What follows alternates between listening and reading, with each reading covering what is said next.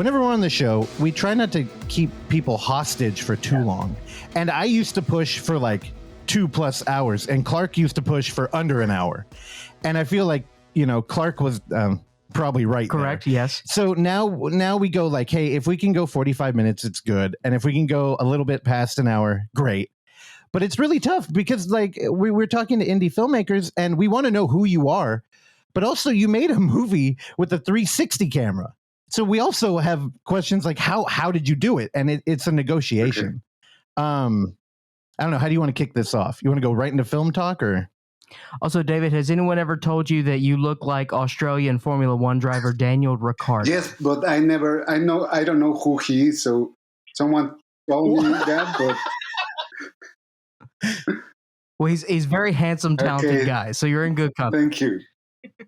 He's a good man. All right. Well, I'm done. I'm good. All right. No. Here's the thing. I guess we'll kick it off with the obligatory questions. Because as Russell said, David, you made a film with a 360 camera. You made an entire feature film with a 360 camera. I certainly haven't seen that before. Russell, has that ever been on your radar? No, actually, when you submitted to the film fest. Okay, first, let me tell the story. I know I probably said it in person and on the show before, but you submitted so late. And we were dragging our feet this year, and it came together in the last minute. But when we got your submission, one, we love a foreign film. Two, it was 360 camera feature, and I'm like, if I'm honest, my initial reaction was, oh, fuck.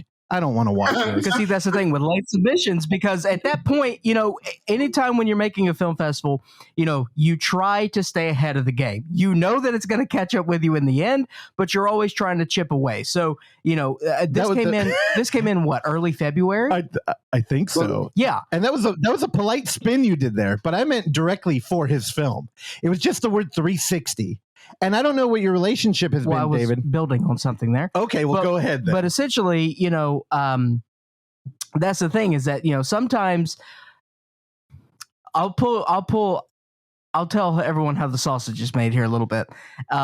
Sometimes when those films comes in at the witching hour, we're a little hesitant. We're like, you know what, man, this better, blow our pants off.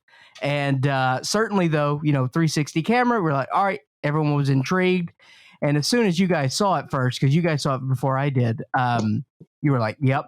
So we gotta do whatever we do to rearrange the schedule and get this in. So, that's the thing is, if it's good, it's good. And we always want to find a place for it. So, the film spoke to us on that way of just because, hey, this is something interesting. This is something we haven't seen before. And this is something that is going to leave an impression of everyone who goes into a theater and sees it, because we think and we have the ability to show this in a theater, which is the proper way to show this film. Yeah, this was close to mid-February when it came in. Yeah. And look at what you did to us, David. Can I tell you one thing? Sure. I was going to send the movie, but I asked a friend of mine, Andres Kaiser, that he has a film with you, Feral. But he... Oh, yes. Feral. Oh, yeah. He told me, no, don't submit it to that festival. First go with the big ones and then this one. And I think about it like 2 days, and I said, fuck it, I have to submit it to all the festivals. I don't want to have like this pyramid structure, because my film kind of talk about that. But I just want to tell you that maybe that I wasn't going to submit it. At the end, I submitted and it was great. That's now for people listening, you might wonder why Andres would be like, don't submit it to a fest that screened his film. And I'll tell you, this is completely fine. There's a lot of like politics in film fest. Sure. And basically there are like 3 types of tiers of film fest. And you always want to open up with the first tier, because if you get into Sundance or something, your movie's going to have a completely different trajectory than if it opened with us, where I think we're like a 1.5 tier, maybe a 2. And we're in a deep niche. So we lose a lot of films because of that. And certainly. A lot of the time we argue with filmmakers who have a very reasonable approach, like David, where they're considering like maybe I won't. And really, the only thing we have to offer is that we've got a fan base that they approach found footage and in-world camera correctly. They watch it and they pay attention to it. They understand the different narrative approach, and they also have they have a little bit of self-awareness in there. Like if you take Paranormal Activity too seriously, it's not going to work for you. And honestly, it kind of scares me to think that you wouldn't have submitted. I'll jump ahead a little bit, and I'll just tell you, when we screened it, David, it crushed.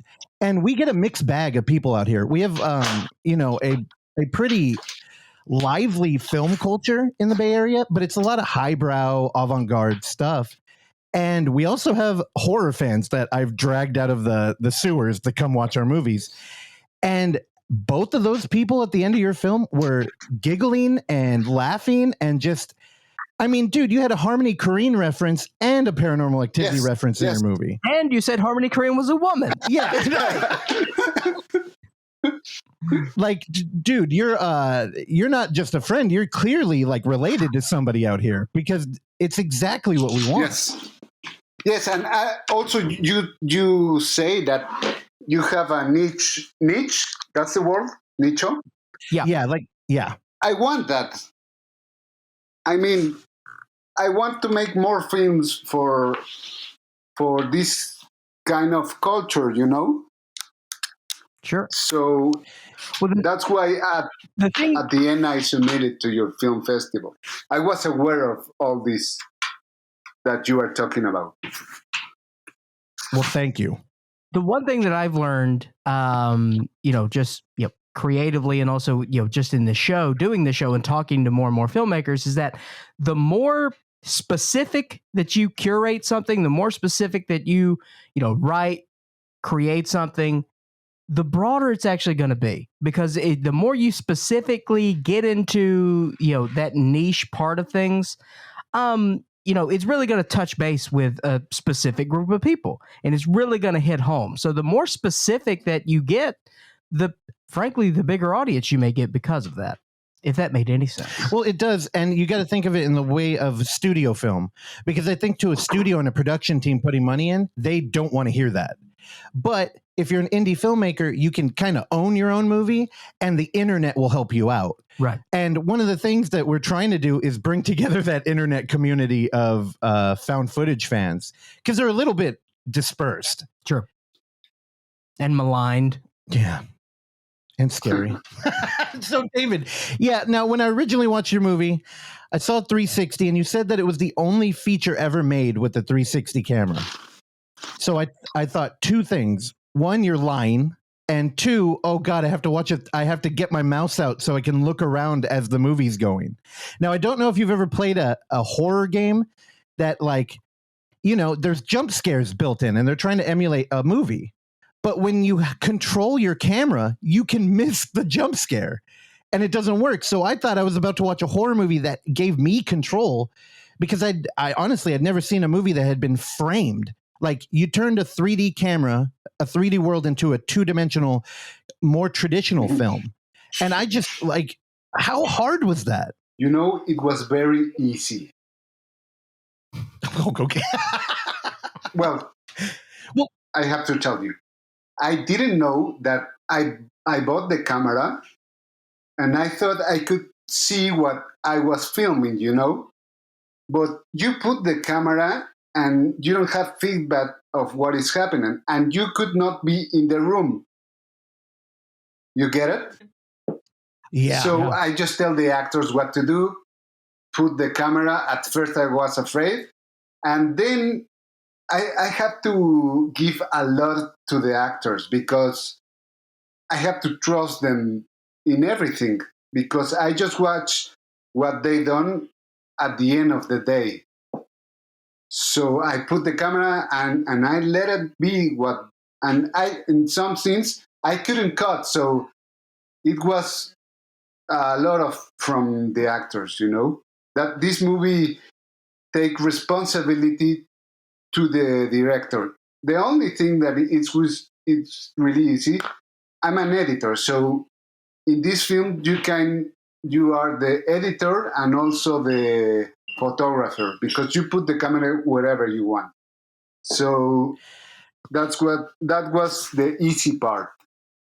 Well, sometimes you get mad because you could do a lot of things, but it was very easy for me once you get it. That kind of answered my question. It was sort of a chicken and the egg thing of which came first. Like, did you want to make a feature showcasing this camera, or did you have this story, or the story came with the camera? Like, which kind of came first? They came together because I was writing the story and I thought I could use a GoPro, just a simple GoPro. But then I watched what I could do with the 360 and I say, I have to take the risk. Also, I searched for if there was some film that it was done like that.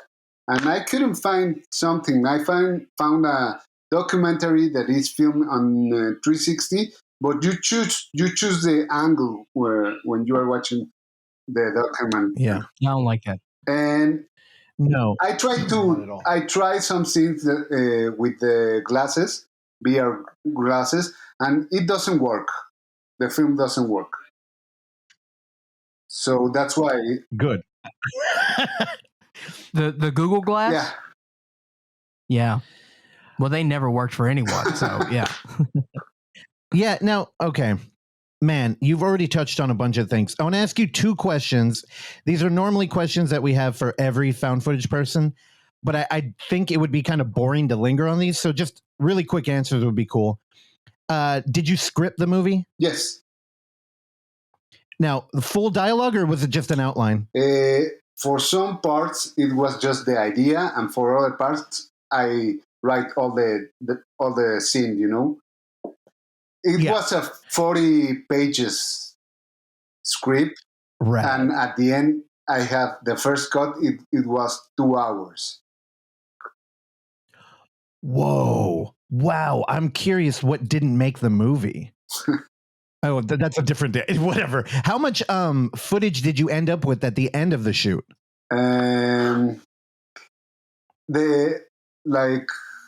me see, 10 hours, more or less. Damn, all 360 too. And there's also one thing. If you shoot a normal movie, you have to change the angle every time, to make close-ups, to do crisscross, and to do point of view.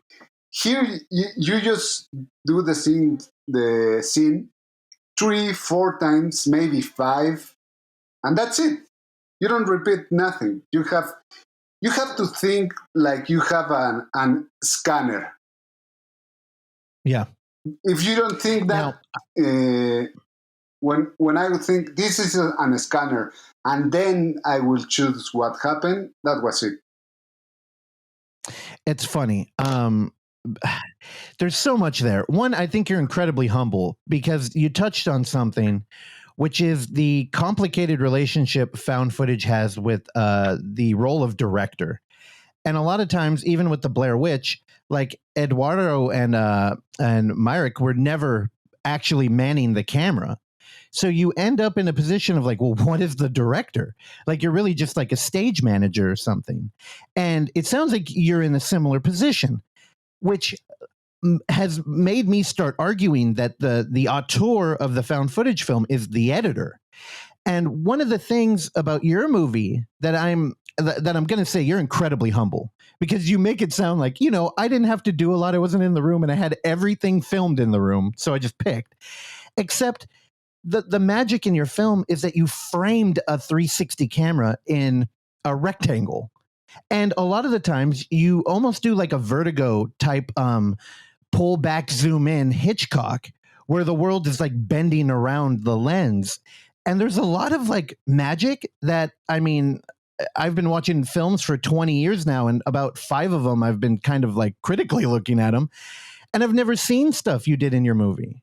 And it all tied together in like a beautiful visual metaphor. And it's very powerful. And I just think you're being incredibly humble, because I did do the research and I could not find another feature in 360.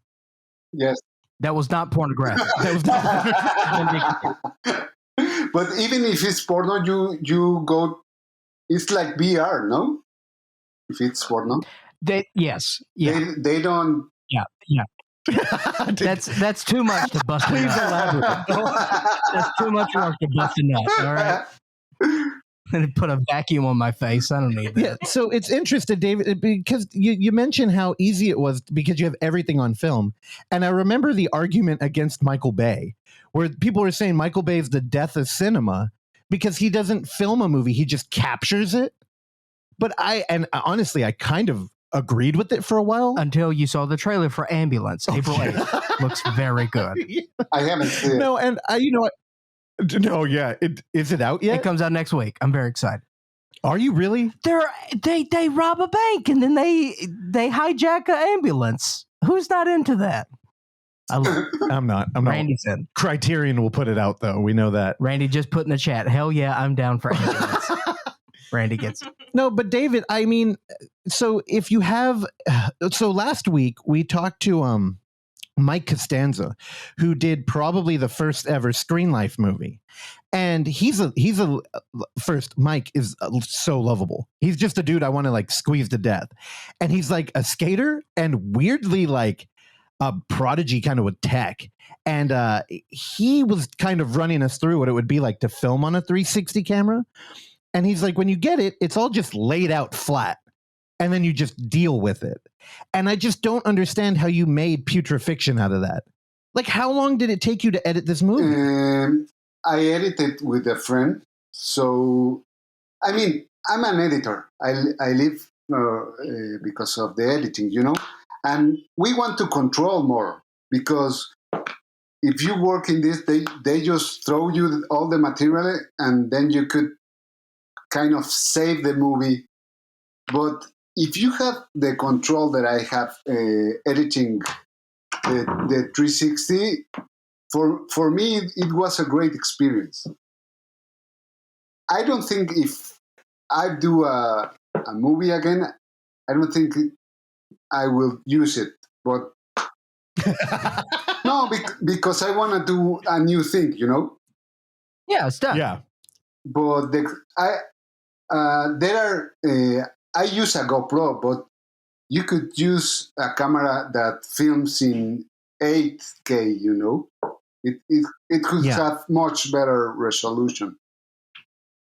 Now, go ahead. Yeah, I just wanted to say, because I'm not a tech guy at all. Like, I'm not a gearhead. I don't know. So that my question is, you know, how much sampling did you do of the 360 camera? Are there a ton of different 360 cameras out there? Did you like do a sample test of a bunch? Like, how did you settle on the camera that you use? They are just two companies that have the 360 camera, GoPro and I forget the other one. Sorry, but the other one has little really big cameras, but they don't use it to film. You know, they use it for architecture.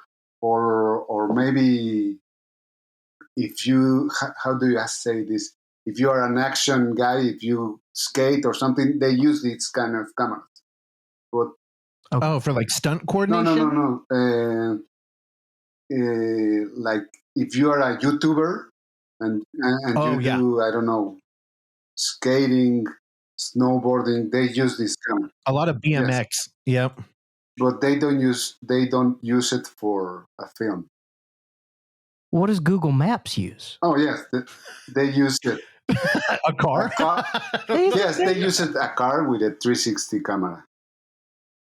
But see, here's the big camera. Here's the reason why I'm so in love with your film is everything you mentioned. Whether you're in a squirrel suit jumping off a cliff, or you're a BMX dude, or you're paranoid that people are gang stalking you, and you have a 360 camera, there's always a weird interaction with the audience where, you know, like we used to watch roller coaster videos and they would have a 360 camera and you could like look around as it goes. Honestly, it was kind of cool. Like Clark showed it to me and I was like, this is going to be fucking I'd stupid. always look at the people in the back. Yeah. Like, but the thing is, you're not going to miss anything on a roller coaster. So it's kind of whatever. But in a horror movie, like you need the director to guide you. Yes. Exactly. So I was so worried when you sent this movie, but I'm so in love with it because there's a moment in your film where our lead is sitting down in her front room and we can see the whole front room.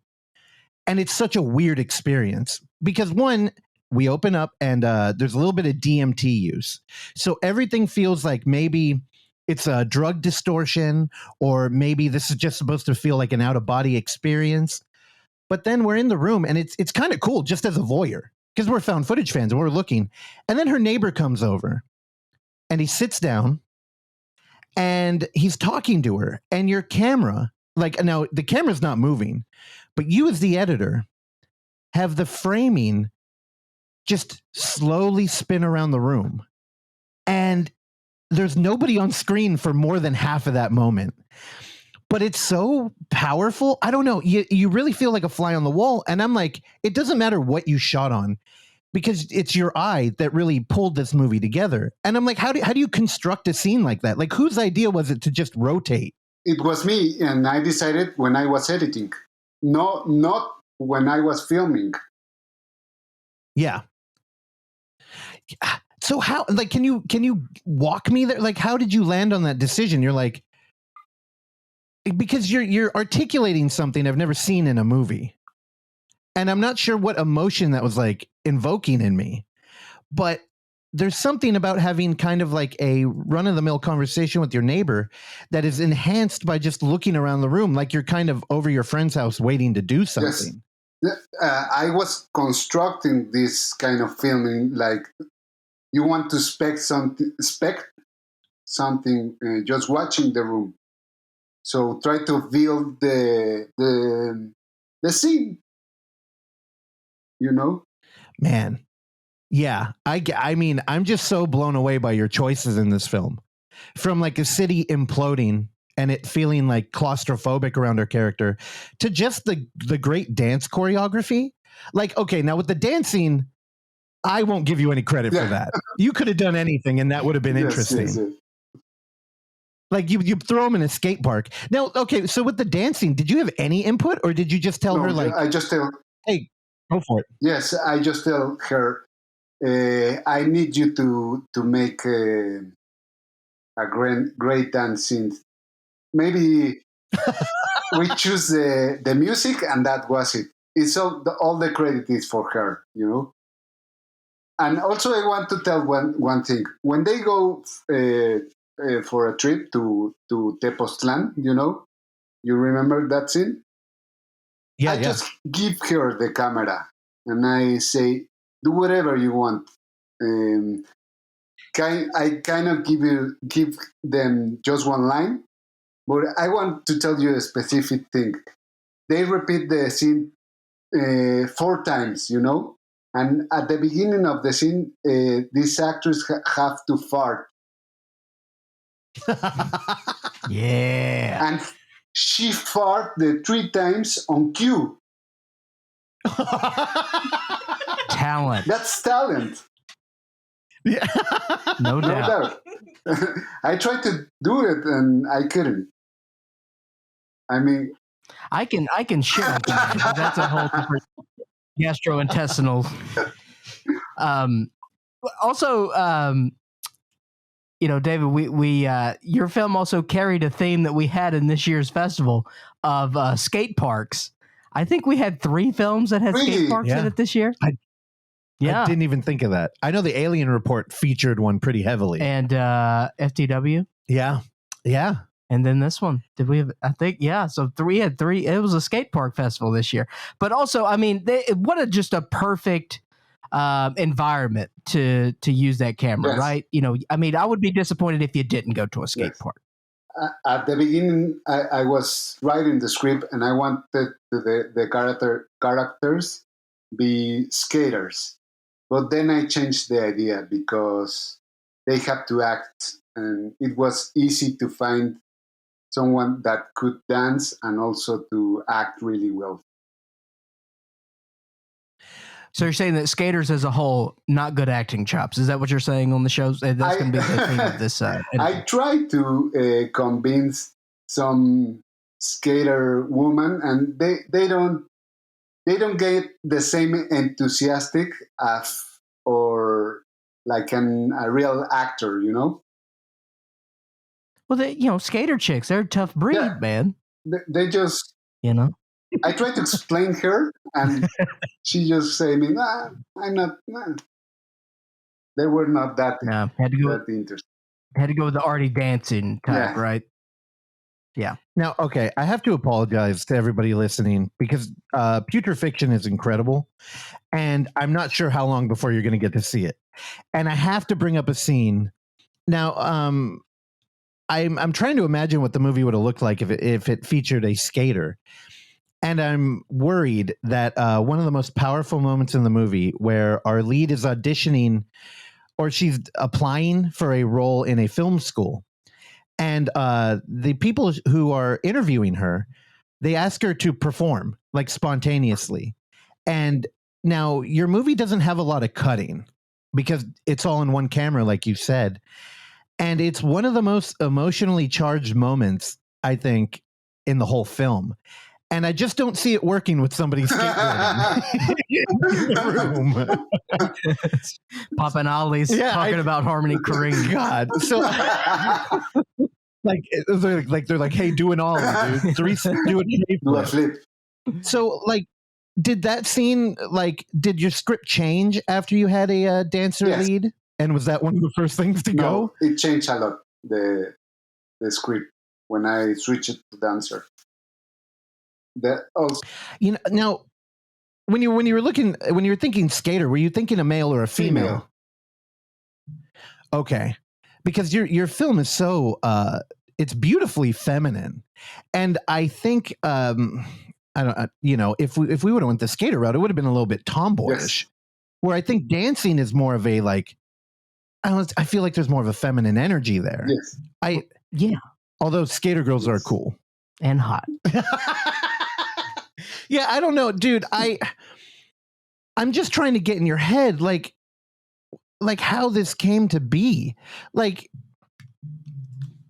So there's an element of Mexican culture in here that was so refreshing because a lot of the times when we get found footage films, I don't know if this is true, but I feel like 90% of them come out of America.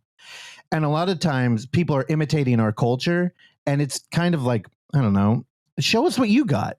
And your film's so vibrant in this, and there's a lot going, you open up and there's we have the trope of this footage was found, it's telling the audience how, except that you mention a goddess in there.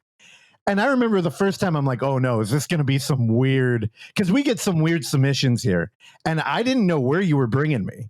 And I would have never guessed that it was this highbrow love of horror. Let's go there. Are you a horror fan? Yes. I'm always try to watch horror films. But when I start doing films, I didn't thought that I was going to do one. I don't know why.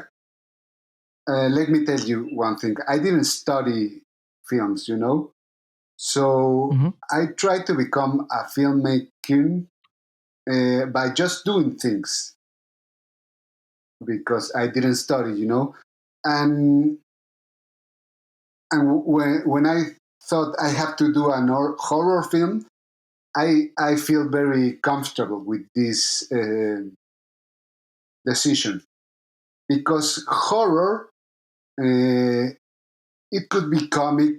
It could be whatever you want. It could be drama. It could be anything you want.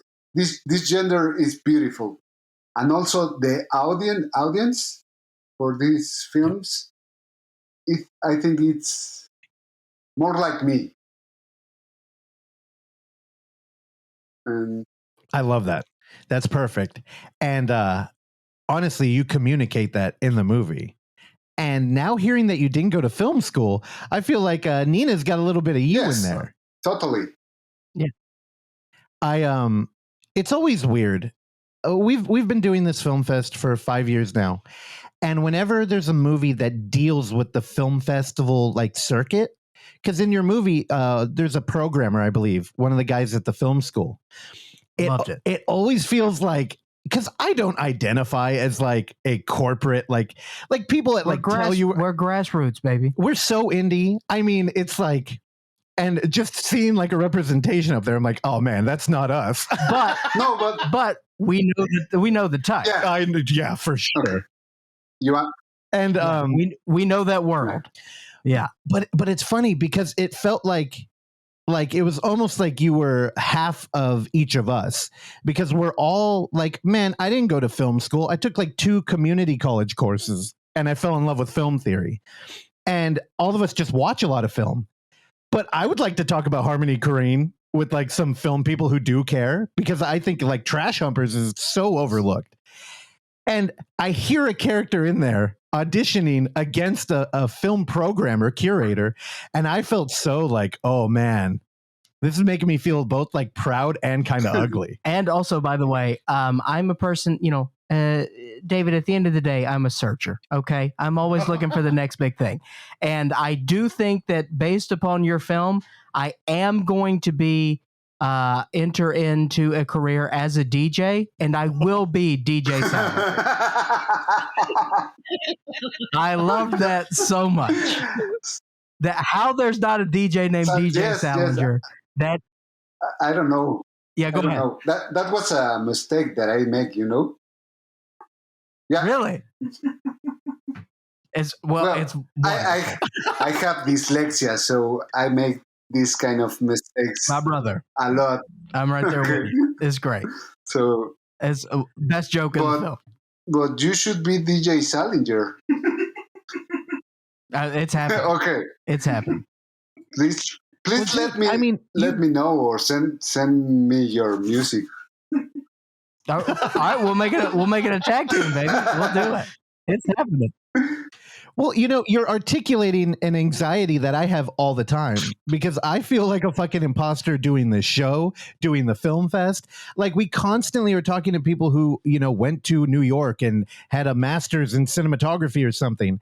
And then I'll argue with them about how I don't like the beach bum or something. And I'll be like, you're an idiot. Yeah, I know. And I put myself in a weird position using that as an example. But like Spring Breakers, I love. And then, half the time, when I'm calling on like a reference or something, I'll fuck up a name and I feel like I'll lose the conversation right there. Yeah. And it's just like, man, I sympathize with that Nina character so much. And I don't know, man. Well, it's also nerves yes. too. You know what I mean? Like, there's pressure there. And yeah, I don't think there's a person who couldn't watch that scene and not feel, kin to Nina in that situation. Also, there's an interesting thing you're doing. Because as we screened it to an audience of people who had just watched, was this on Sunday or Saturday? It was on Sunday. And they just watched, so many hours of found footage movies. You become hyper aware of what the camera is and what the filmmaker is doing. Like, did he forget that the camera should be acknowledged by the audience? And in that moment, you didn't. But it also had an effect of making it feel so... Like, Nina feels so naked in that scene. And it's because you can't fucking hide in that room. That 360 camera is capturing everything. And I love the way you constructed that moment. God, this is probably terrible to listen to. I'm like, no, I'm drooling over a scene in a movie that I don't know when people are going to be able to watch it. You're painting a picture. I know. So, distribution. I know you just started the Film Fest circuit.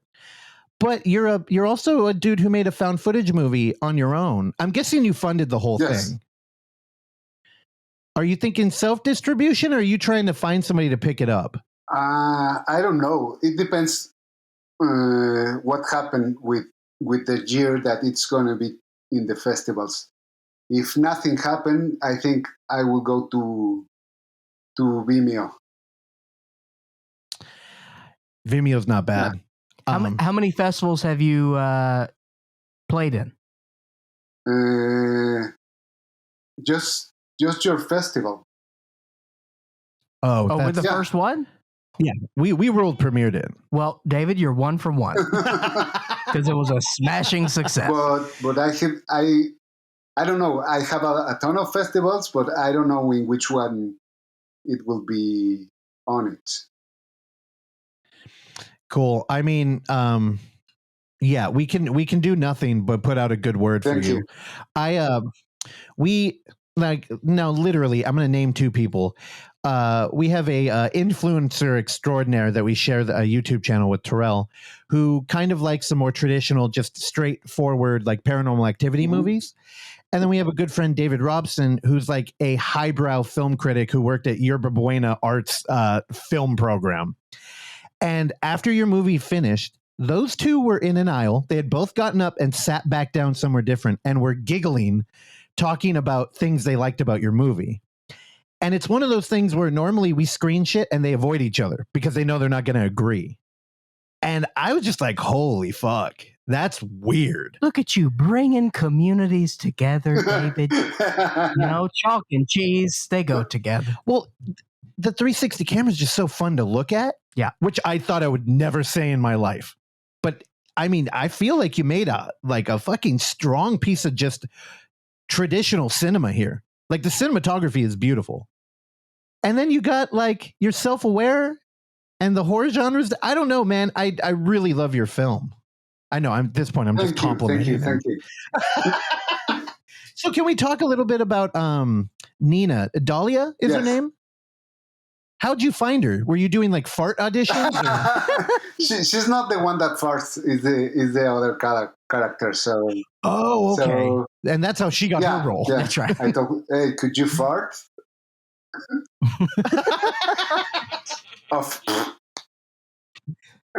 Dude, that's how I got the gig on this show. God. No, with her, I just she sent me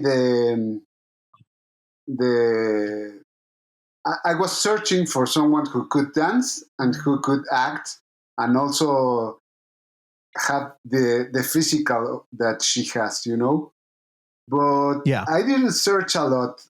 It's just because I found her really fast, and I didn't do a lot of auditions because I don't want to go against what this movie is saying, I don't know if I'm telling you right. No. But I want to be. I don't want to be the judge if you are good or bad.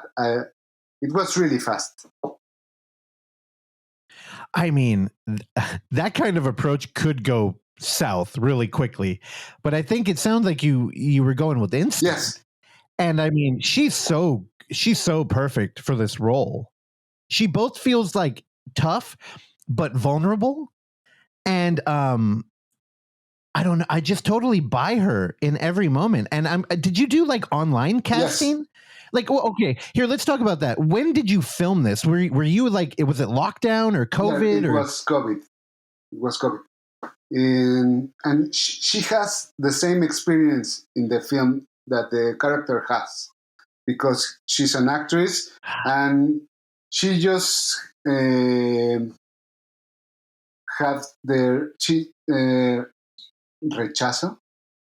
rejects from a big film. She's gonna play like she was going to play like a big character, and she was rejected. So she was in the perfect moment to film the script.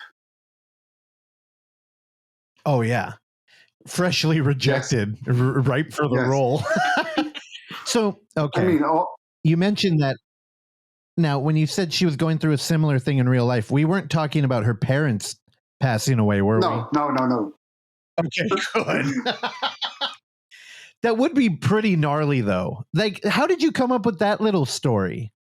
I don't know if I should say it or not. I feel like I would need to set it up. You know what? I don't think it hurts the film. In the movie, her characters have her parents have passed away from COVID because of their basically their cultural beliefs, and they had never been to a hospital before, and they weren't about to start a legacy of healers. Yeah, which I mean, so here's the thing. Paranormal Activity, I've used that a few times, and in Paranormal Activity 2, they do a thing that a lot of Western cultures do with their horror movies, and we have a it's kind of like, there's a term for it. I can't think of it though. And it's where whenever we have a Latin character or like a somebody from another country, like an immigrant culture, they always bring with them like spiritual knowledge. And I think it's a self-reflection of how Western culture, we don't have a lot of that anymore. And so in Paranormal Activity 2, they turn to their maid to deal with the ghost. And it's always beneficial in these movies. Like Zelda Rubinstein or something. Like they always have information that regular Westerners don't. And in your film, it almost seemed like a hindrance. And it was really interesting. I'd never encountered that before, where it's kind of like that spiritual belief, like you can make an argument, got him killed. And where did you come up with that? It was a mix of things. When I was writing the script, and I searched how the Aztec gods behave. So they kind of behave, if you are on their teams, because there are a lot of gods, they benefit for it, and they also do acts that go for you also. I mean, it's a team, it's a partnership. Yeah. So that was it. Yeah. I tend to argue for religion on that side a lot, where people are like, why do bad things happen? And I'm like, well, the greatest gift is freedom. And part of that is for bad shit to happen. And I'm sure my mom would be much more happier if I was more religious and I had gone to church like she wanted, but I don't. And I do stand by that. Well, Pink Floyd told us you can't have your pudding until you eat your meat. Oh, God. I see how that relates. So you weren't counting on doing a horror film originally. Do you see another one in the future? Like maybe not 3. Oh, okay. Are you thinking in-world camera found footage again, or no? 180 degrees, 90 degrees. I want to do a normal horror film. Boo. No, it's but you talked about you do like horror a bit, but what is sort of your influences? I mean, naturally we've talked about Harmony Korine a lot in this interview, which at any given point Russ will bring. I do talk about him a lot. But David, what would you say is sort of your influences in film, as not having the traditional route of being in film? I say not the traditional route, but I mean, what is traditional in terms of that? Because many people don't go to film school. Life is your film school. I mean, film school really builds up, a level of communication and, networking. And that's pretty much the biggest strength of film school. But outside of that, anyone can learn whatever they want to just by going out there and doing it. So what would you say is sort of your influence on that? I don't know why I turned into inspirational at the end of that. That's a really difficult question, because I think that when you're watching a film, it depends on what mood you are. I just watched Jackass, and it was very good for me, It's wonderful. It's one of my favorite movies honestly, Jackass, it felt like a return to normal. We went out there, like we had been going to the movie theaters throughout the lockdown. Like we just can't stay out of them. So every time they open, we'd go. And, Jackass kept getting pushed and pushed. And finally, when we saw it, it was like, wow, I'm watching a movie where it's a bunch of friends getting along and being dumb. Yes. Like it didn't feel like we were tiptoeing around any political topics. It didn't feel like we were altering anything to be like, I don't know, like it didn't feel fake in any way. And plus Jackass is 20 years old, so it's familiar. It also made me feel old. Yeah, also that. But gives you the feeling that you are young again, even if they are really old, but they are stupid guys doing stupid things. That is true. Beautiful. Yeah, so what are some other filmmakers you like?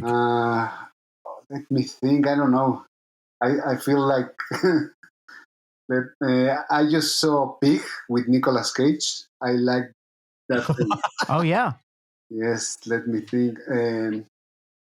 Harmony Korine also. What's your favorite Harmony film? I just have to ask. I don't... let me think. The kid with the Gummo. Yes, I like that. Yeah. Gummo. Now, okay, here I have to recommend something. I had you pinned as a trash Humpers guy. You like trash humpers? Oh, Who yeah. doesn't? Yes. I'm sure there was farting in that movie, too. No, so check this out. At our film fest, we opened with who I call my man crush, Jorge Torres, because Clark keeps saying I'm in love with him. It's true. And it's true. He's a great cinematographer and also editor.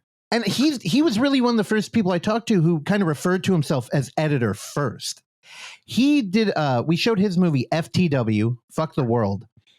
And we had some 22-year-old who was forced out there by his roommate, made a long drive and watched it. And we hung out with them at the bar later that night. And he was like, that's my favorite movie like I've seen here. And it's kind of like a Harmony Korine, kind of like surreally edited with a lot of voiceovers connecting, and it's time is distorted. And I was like, have you ever seen Gummo? And he was like, no, I don't know what that is. And it was just like, oh, dude, your life's about to change. Because it really is like it's a different course in film. And I think that's why I bring them up so much. And dude, I'm going to send you FTW. Can we do that? Oksana, jump on mic. Can we do that? Yes. Okay, cool. I mean, yeah. I mean, Gummo changed my life because I eat spaghetti in the bathtub every night.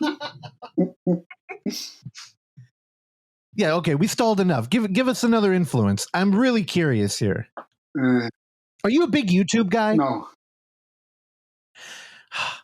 Damn it, I was really hoping. I was going to make an argument. Now, here's the thing. Randy hates YouTube. And Randy, come in here. Just remind everybody how much you hate YouTube. We may get to see a chat here. I'm on YouTube now, dude. Okay. I subscribe to a couple channels, mostly Tim Heidecker, and I watch some podcasts that have videos. All right. He watches Go away. Santino. No, he normally guilts us because me and Clark, we think there's an argument that there's real like cinema on YouTube. And it's a different way of interacting with stuff. And Randy's always like, oh, it's got to be criterion. You got to take this path. And I was really hoping you're going to be like, oh, I don't know. I watch a lot of creators, like content creators, and I made my movie. Because it does have that feel. Nina is kind of a content creator. I could see her with the YouTube channel. Yes, of course. Sure. Yes. It's just, 360 cameras are on YouTube channels more than anywhere. Oh, yeah. Ooh. Now, you said originally, oh, yeah, my God, you have so many hours of film. Have you ever thought about putting any of that on YouTube? No, because when you edit, if you don't choose something, I think you leave it on the trash. Wait, I feel like you could make a fake channel for Nina, and it's just her dancing with the 360 camera. Because why does everything have to be an ARG for you? It's not. Actually, I've read so much about the viral marketing that the Blair Witch did. That I know. And honestly, all the academic approaches say it didn't help. God. And they're like, they spent millions on that marketing. So unless we have that. You put a hat on a hat. Everything you do. It's too much. See, here's my problem, David. I want to talk like an authority, but I feel like a pretender. And I don't know. I felt fake it till you make it. That's from right. Trash Humpers. Fake it till you make it. Make it. Go. And the thing is, I felt that in your movie, like Nina. It's so authentic. I don't know. I got nothing but praise to give this film. So, David, you're still shopping the film around, but what's the next big project for you, man? I don't know. Everything depends. For me, if I don't make it with this film, I won't be spending money in another one, So it could be my last film. I don't know. Or all right. Well, we're going to do everything we can to not make that happen. You. So we're on your side 100%, man. And yeah, we can't. Don't come in here telling stories like that. We got to make this happen. We're going to make it happen. It's going to happen. Yeah.